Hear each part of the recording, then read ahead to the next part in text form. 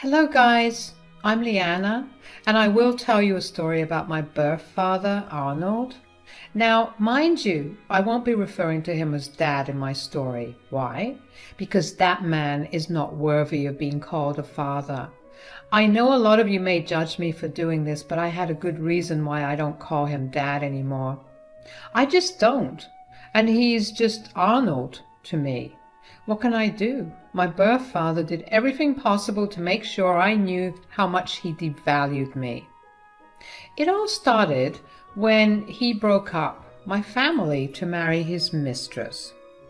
My mom, Donna, was devastated when she caught Arnold cheating on her for a whole year.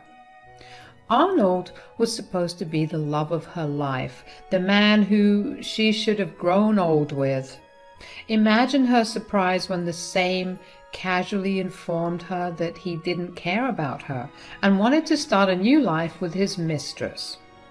I hated that fricking woman who stole my birth father away from me, but it was my mom who encouraged me to try and give them a chance. She never talked badly about them and encouraged me to give Arnold's new wife respect. So I tried very hard to like her. I was only 7 back then and was finding it difficult to have my birth father part-time. My stepmother's hatred for me didn't make things better either. When I was 9, my birth father started to drop me home with Mom more often than necessary. He always had plans with his wife for which he had to cut his visits short. He returned me home early in his days of custody and eventually signed over full custody to my mom. I still remember the day very vividly. I was begging for my birth father to spend time with him. My mom had called him over to her house because I was a mess. I said to Arnold, "Dad, I miss you. You don't even come to see me anymore. Did I do something wrong? Are you angry at me?" "I'm not angry at you, Liana. Your dad needs some space for now. I have my new family to take care of, you know." But Dad, you're always with your wife. I don't get to have some time with you at all. Don't be so jealous of your stepmother, Liana. I have some serious responsibilities towards her now. I can't just show up every time you need me. That is why you will be staying with your mom full time now. My little brain didn't comprehend the fact that he was actually talking about abandoning me for good. I held on to the little hope that my dad wouldn't do that to me. I was young and stupid. I was also hurt by what my father said. So I cried and said, "Dad, are you leaving me? Will I never see you again?" "It's not like that, Liana. I have to take care of my new family and give you siblings as well. I will have a lot of responsibilities on my plate. You already have your mom, so everything will be fine. I promise I will come get you when you have new siblings." "But what about me, Dad? I want you in my life too. I need my father." "Liana, you shouldn't be so selfish and make things difficult for me. Everything is already settled and you will be living with your mom full time.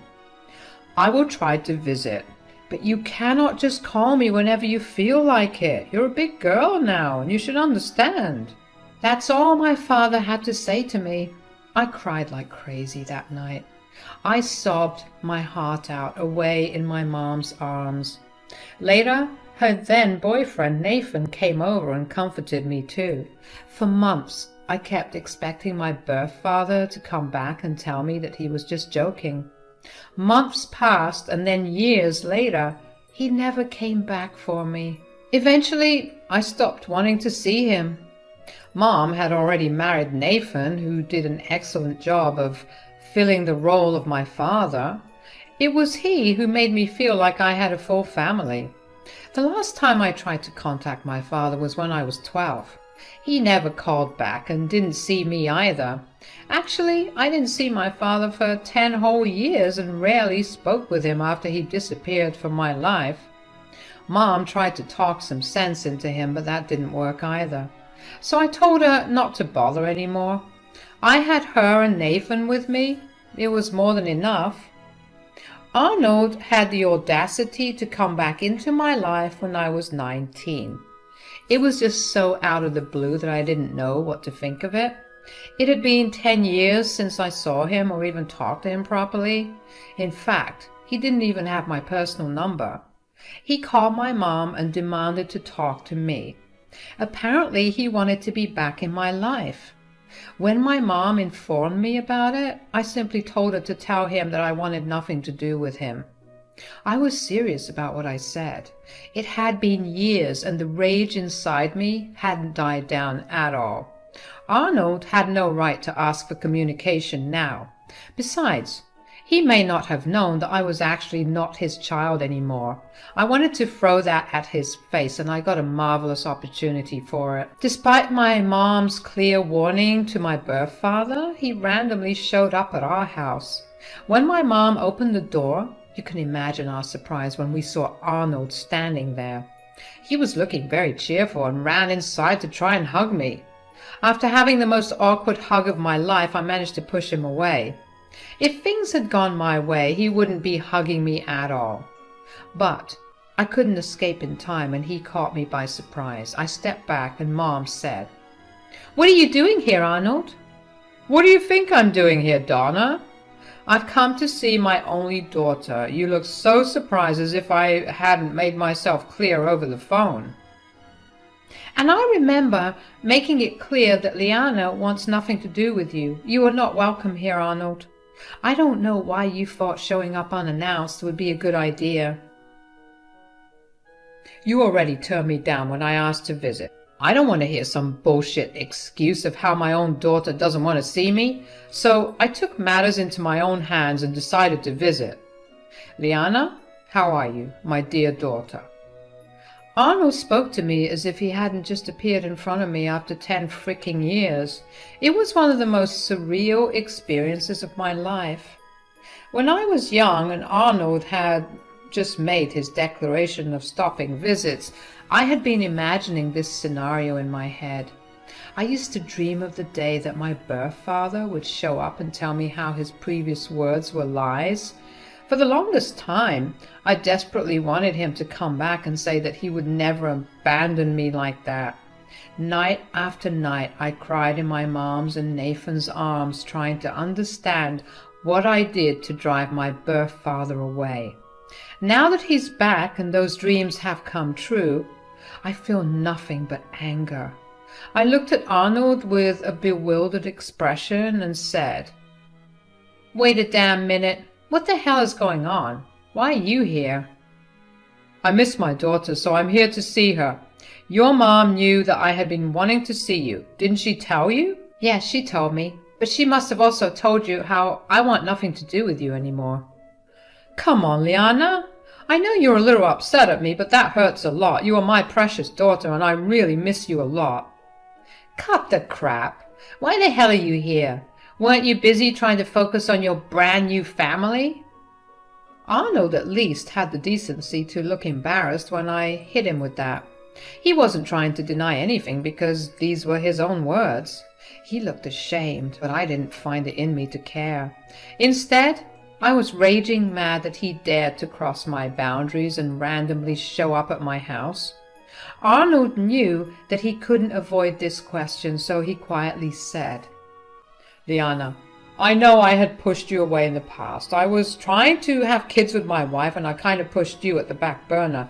I knew I couldn't give you my full attention, so I backed away." "Then what happened? What made you suddenly remember that you had fathered a child already?" "It's not like that, Liana. We struggled to have children for years. We found out after a few years that we couldn't have any. We tried everything before giving up. It took me and my wife some time to come to terms with the news. She had a hard time being around you and being reminded of the fact that she can't give me kids. It was a tough decision to make, Liana." Those were details that I hadn't heard before. He didn't tell me those before, possibly because I was too young to understand them. Hearing those details now didn't diminish even a little bit of anger in me. Instead, it lit my heart on fire. It pained me to know that I was so easy to cast aside. I said, "So, why are you back now? Did your wife suddenly decide that she can tolerate me after all?" It was joint decision, Liana. I didn't want to stay away from my daughter anymore. You are and always will be my one and only child. I was able to make my wife see reason and come around. We're both ready to accept you, Liana. Oh, God, what a generous and empathetic couple. Do you expect me to cry tears of gratitude at those words? It was pure sarcasm on my end.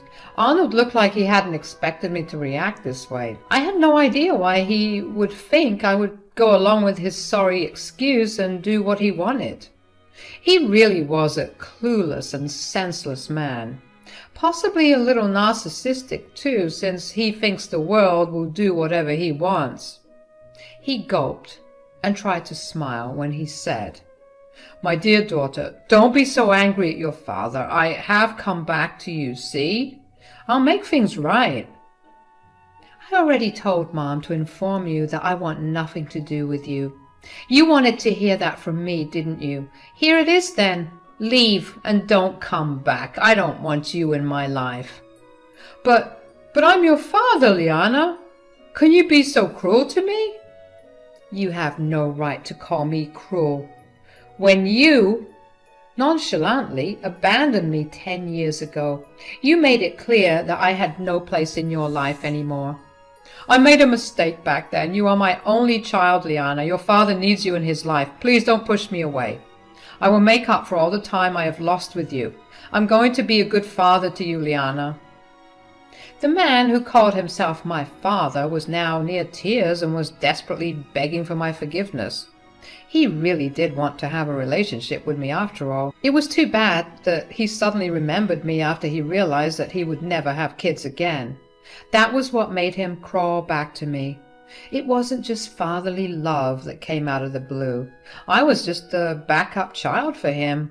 What he didn't realize was that I wasn't even a backup child for him anymore. I actually laughed at him and said, "What makes you think that I would accept your sudden fatherly love? Do you expect me to pity you for not having more children?"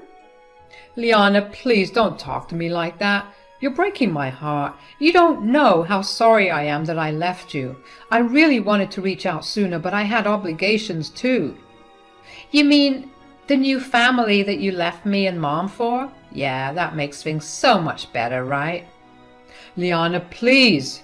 I'm just asking for a single chance. I want to know my daughter. I want to be there for your next milestones. I want to walk you down the aisle when it's time. I want my child back, Liana." Arnold was now pathetically crying and still begging me to forgive him. He had made up some ridiculous dreams in his head where I would suddenly allow him to be my dad after 10 freaking years. In his head, it would be like these 10 years didn't even exist. Some delusions my bio dad can have, seriously, guys. His crying and relentless begging were getting annoying, so I decided to just break the truth of his situation to him. I really did want to see the look on his face when I would tell him about my upcoming party. I said, "You will never get your child back, Arnold. I'm not your child anymore." "What? What do you mean, Liana? Why are you calling me by my name? I'm your father. You need to call me Dad. You shouldn't call me by my name." "No, Arnold, you don't have the right to be called my dad anymore. I have made a decision about my life already. It was long due, and now it is finally happening. Here, this invitation is for you. Now that you're here, you might as well join our celebrations too." Arnold looked really confused when I handed him a very beautiful invitation. Nathan and I had carefully picked up the invite as another one of our bonding experiences. It was for a special occasion that was for both of us. It only felt right that the two of us would make most of the arrangements. Arnold had no idea what the occasion was about until he read what was written inside. As soon as he did that, his eyes bulged out and he started to silently cry again. He looked at me with a pained expression and said, "What? What is this, Liana? This can't be true. You can't be doing this. Tell me this is just a cruel joke." "Why would I joke about something like that, Arnold? I already told you that I'm not your child anymore. Nathan adopted me last month. We applied for adult adoption and I got my name changed legally as well. I don't even bear your last name anymore.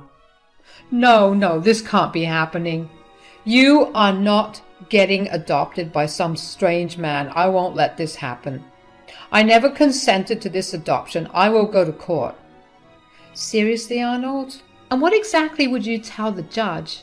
This is an adult adoption, so no one needed your permission for it. You will be laughed out of court if you go down that path. Donna, you can't let this happen. You should know better. Liana is acting on impulse and not thinking straight. She's young and immature, but you are not. You should stop her from being adopted by a strange man. Arnold desperately turned to my mom for support. I had no idea why he would think that my mom would support him. Maybe he thought that she would again tell me to try and have a relationship with him like she did years ago. But that was in the past, and my mom knew better. She knew very well that this poor excuse of a man doesn't deserve any more chances. If anything, she looked furious at the suggestion that she try and stop me. She said, "Who are you calling a strange man, Arnold? Nathan has raised Liana for the last 10 years. He is father to her in all aspects that are relevant." You are taking Liana's side too, Donna. You're going to let her work out her childish plan about severing ties with me. Who am I to stop her, Arnold? And who are you to say that it's childish? You are the one who severed ties with her. You clearly told her that you need to concentrate on your new family. I made a mistake, Donna. I don't understand why you guys are still making me suffer for it. It's been years. Exactly, Arnold. It's been years already. All you have to do is reach out once a month just to make sure your own child is well. But no, you were too busy trying to have a new child with your new wife and make a perfect family. You reap what you sow, Arnold. This is the result of your karma. Arnold now understood very well that my mom wouldn't help him anymore. She was as done with his shit as I was. She wasn't going to stand up for him and encourage his stupid demands. My birth father now turned to Nathan to beg him to make me change my mind. He tearfully looked at him and said, "Nathan, trust me, I have nothing against you. I don't have any ill feelings towards you. You must understand my situation. Liana is my little girl. She's my blood. Please tell her to reconsider. Blood is thicker than water, you know, right?" You have some nerve-wracking requests from me, Arnold. Liana is my little girl, too. Your blood means nothing to her or me. I was here when she needed a father. I was here when she cried herself to sleep after you failed to show up to her events and said that you didn't want to contact her anymore. But you need to understand, Nathan. You are not her real dad, and never will be. She is my daughter, and nothing will change that. My birth father stubbornly kept saying how I would always remain his daughter. The comment he made about Nathan not being my real dad also got on my nerves and pissed me off. He had some audacity in trying to belittle Nathan. I was getting furious at the way Arnold was reminding Nathan that he would never be related to me by blood. As if it would make any difference to me. My birth father was trying to play on Nathan's emotions. Unfortunately for him, it had the total opposite effect on everyone. I thundered at him and said, "How dare you, Arnold? Who are you to tell me who my real dad is? Nathan has raised me for the last 10 years. He was there for me when you were busy building a new family. Nathan is my real dad in all senses of the word. You were just a sorry excuse for that." "Liana, please don't say those things. I know I pushed you away, but you are not even giving me a chance to prove myself this time. Please don't do this, Liana. Don't replace your real father with someone else." "Oh, Arnold, I think it's too late for that. As I said, the papers are already signed. Nathan is my dad now, and he will be that for the rest of my life. He will be the one I will call Dad, and he will be the one getting all the privileges of being my dad. Meanwhile, you will be erased from my life forever. just like you wanted all these years." "Liana, no, you can't do that to me. Since the papers are already signed, I cannot stop Nathan from adopting you. But it doesn't change anything for me, Liana. I want you in my life. A piece of paper will not stop me." "No, maybe a piece of paper will not stop you, but I will be the one stopping you, Arnold. I had made my decision a long time ago. I want nothing to do with you. You will leave my dad's house right now." Arnold's eyes bulged out when I asked him to leave. Somehow it still hadn't gotten into his head that I won't be changing my mind. Every time he talked about being my biological dad, I wanted to barf and claw at my own eyes. Somehow his words, instead of encouraging me to accept him, made me think of other things. I started to really wish that I wasn't born with his stupid genes. Anyway, the longer Arnold stayed, the madder I was getting. Mom and Nathan, who is now my dad, sensed this right away and said, "Liana's right, Arnold. You need to leave. You are stressing out my daughter, and I will not indulge in that behavior of yours." "No, you can't kick me out. I will not leave until I have my daughter's forgiveness. I won't let anyone steal my daughter." "I have said this once, and I will say this again. I am not your freaking daughter. Nathan is my father. Now, you should just leave before I ask him to call the cops on you. Don't bother showing up or harassing me again." "My daughter's right, Arnold. You need to leave before I take matters into my own hands and call the freaking cops on you." "Oh, by the way, don't bother showing up at the adoption party. We will throw you out. I extended the invitation out of courtesy, but you clearly can't appreciate anything good in life. So consider yourself uninvited, and if you show up and harass me or my family again, I will file a restraining order." Arnold was now looking completely defeated, as no one was taking his side. Mom actually went straight to the door, opened it, and pointed him towards the way out. In the end, he hung his head and walked out. After he was gone, I actually hugged my dad and Mom while they comforted me and told me how much they loved me. I am truly blessed to have a family like mine. The adoption party was a huge success, except for one minor inconvenience. Arnold showed up with his mistress wife in tow and tried to talk sense into me. Suffice it to say, that didn't work out very well in their favor. In fact, the whole family was there to berate them for what they did to me. One thing to note is that Arnold's family actually stayed in contact with me. My biological paternal grandparents and even uncles stayed in my life and were heavily involved in it as well. Initially, his family had tried to get Arnold to reason and not abandon me out of the blue. He didn't listen to any of them. Naturally, the hurt and bitterness made them have a bad relationship with Arnold. Meanwhile, my relationship with them remained unaffected.